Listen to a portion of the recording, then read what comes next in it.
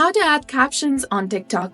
Hi everyone, welcome back to our channel. Today in this video, I'll show you a quick and easy way to add subtitles to your TikToks. So now let's get started. First of all, you have to open your TikTok application and make sure that you're logged in with your specific account. Now tap on the plus sign at the bottom of the screen.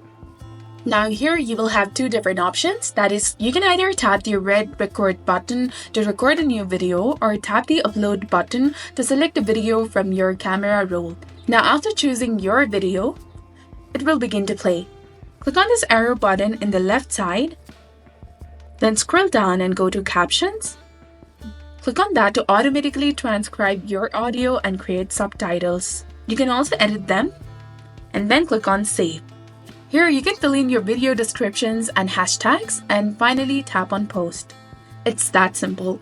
So this is exactly how you can add captions or add subtitles on your TikToks. So if you found this guide helpful, please consider leaving a like and subscribing to our channel.